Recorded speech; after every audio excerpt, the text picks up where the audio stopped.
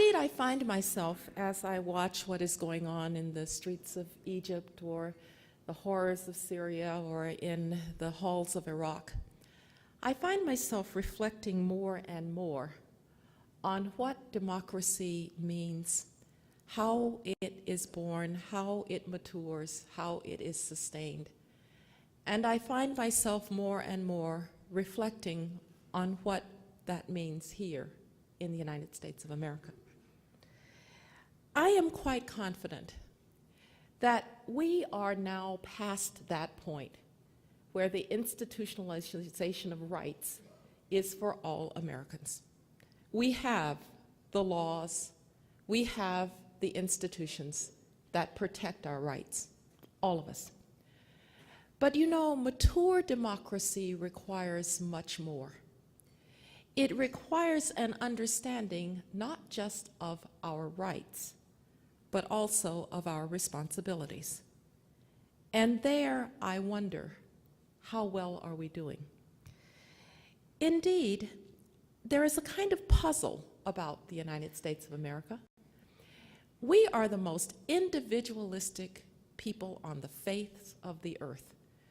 We defend our rights so fiercely that when somebody says, you have violated my rights, we will take it all the way to the highest court in the land, the Supreme Court, and if they win, we will change our laws and our Constitution, Brown versus the Board of Education. We are so insistent on our individual rights that a friend of mine who is German once said, you know the problem with you Americans? He said, you think that just because you have rights, you have to exercise them. Well, indeed, we do.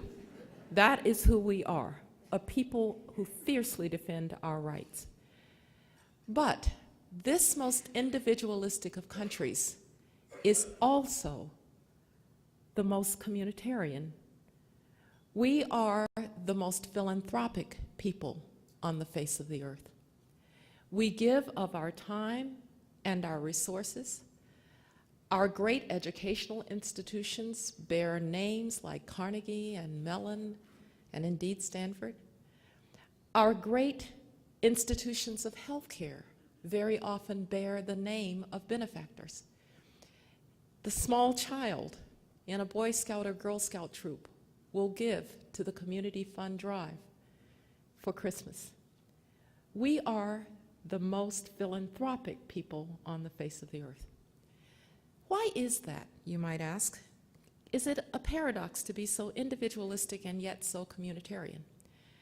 And I want to suggest to you that actually it's not a paradox at all. It's perfectly understandable in terms of another great American creed.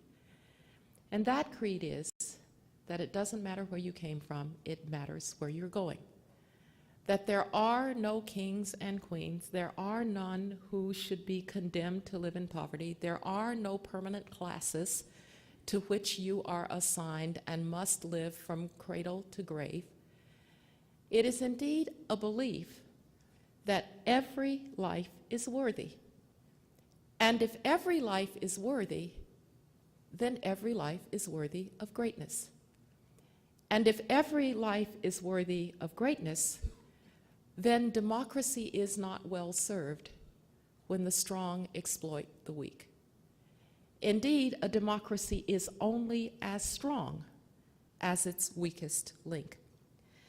That has led us, as Americans, to understand that yes, there are some things that government can do and must do, but the most solid bonds and the most solid foundation for democracy is when citizens care for one another.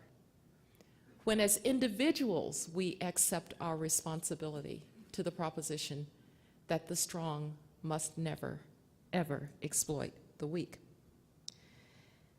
In our country, that proposition means that compassion is most often delivered in civic society, delivered in Rotary clubs, through Boy Scout and Girl Scout troops, through the United Way. It's delivered by business alliances that take their responsibility to make the community better for everyone. It's delivered by faith-based institutions, churches and synagogues and mosques that take responsibility for individual citizens.